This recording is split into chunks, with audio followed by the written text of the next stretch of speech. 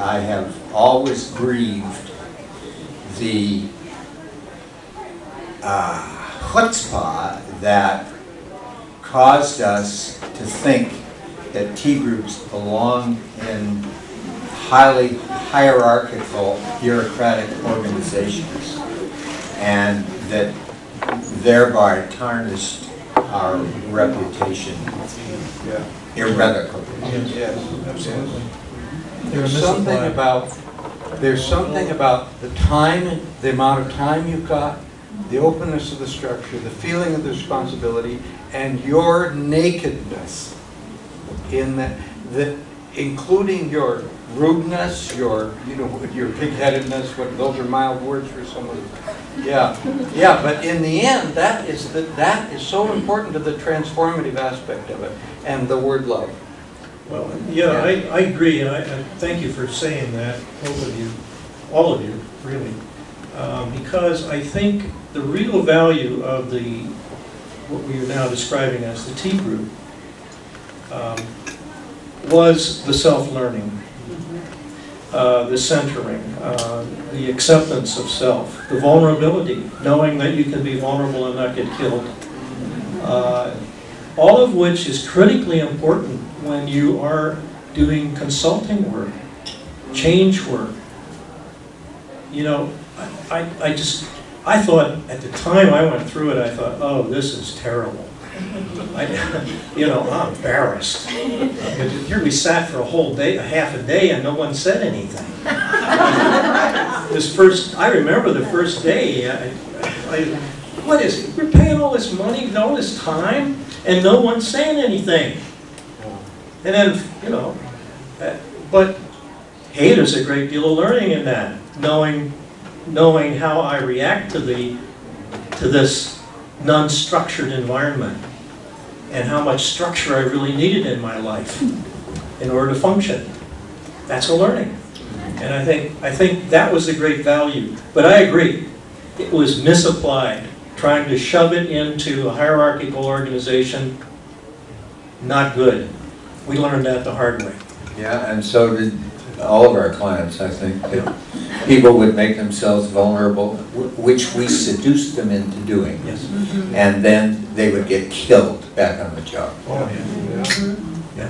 There was an article about TRW and Shel Davis and that work called "It's Okay to Cry in the Office." Do you remember that article? I very well remember. Oh boy. And it never was. It wasn't. Not true. Right. I think there is a developmental trend in there that I would like to see reversed. Somewhere in the 70s, the T groups drifted away from what I consider to be the original intention. When you look at Kurt Lewin, Lee Bradford, Ken Benny, the goal was group dynamics and leadership training. And somewhere in the 70s, it became, quote, therapy for normals. Yes. Yeah. You're right. And to me, that's when I left. Because we ceased to focus on what's going on in the group and what can we learn about leadership and followership, and became everyone had a turn to get feedback to learn about themselves.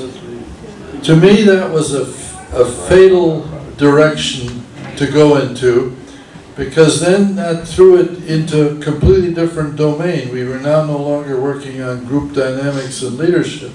We were now developing other ways of giving people personal feedback, and that was not what the original intention of the group was. The feedback was incidental to learning, rather than almost the target of the group.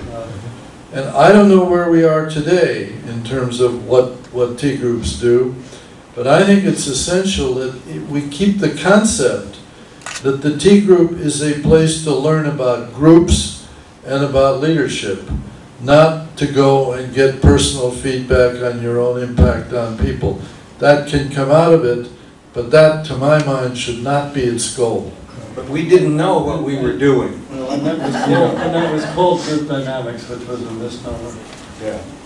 Well, I'm aware that as we get deeper into our own history, that we are leaving the audience pretty far behind. Because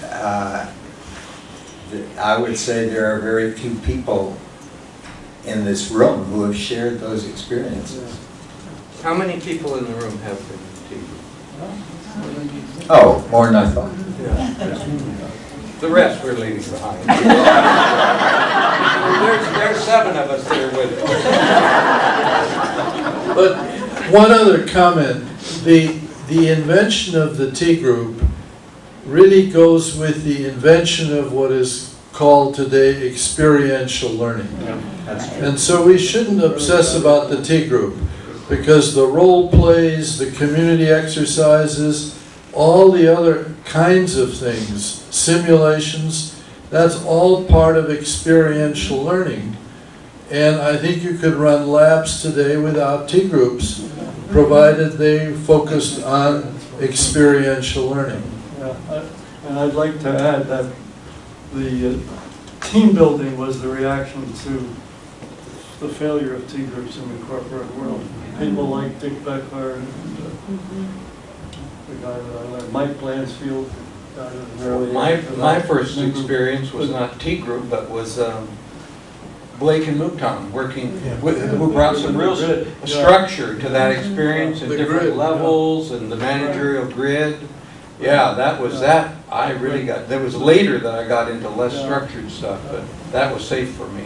And they even made the trainers be self-directed to the point where they automated the whole process. Yeah. So the theme running through all this is self-direction, rather than direction from trainers and leaders. Roger's blocks to creativity. Remember that? Actually, it was Ed Nevis's blocks to creativity, yeah, and I just saw Ed today and was able to thank him once again for the wonderful work he'd done. My suggestion is we now for something completely different, but I don't know what it is. Where can we go? Enough tea groups, enough. Yeah, that's a good question. Where do you think OD is going over the next 5, 10 years?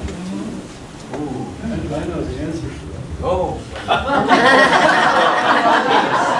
Please don't tell us. Let us guess. All week long I've been hearing the question's more important than the answer. So now I'm afraid to do that. Well, maybe we don't need to jump to the future of OD. Maybe it would be useful to review some of the developments after tea groups went into decline. And indeed that paved the way for all kinds of new things to come popping up. So we've all been involved in some of those, I would think.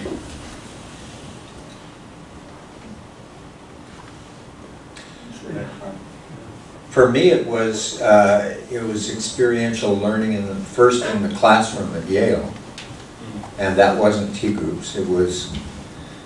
But it was simulating organizational processes.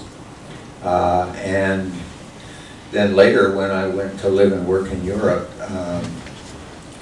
I got involved in doing radically self-directed laboratories, in which we would have a very rich learning environment consisting of instruments, books, articles, dealing with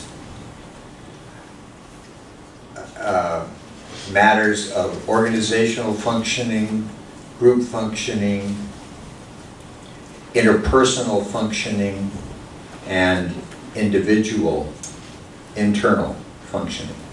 And we would gather people together and give them a brief introduction and say, okay, go use these materials as a cafeteria to make your own learning.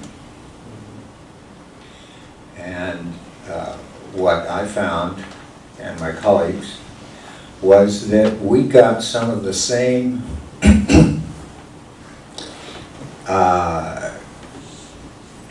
we got what seemed to be the same degree of learning about yourself, but without the trauma of the T group, because we didn't require anybody to do anything at any time, but simply showed up as coaches and consultants to their own learning processes. I have an example of one of those mini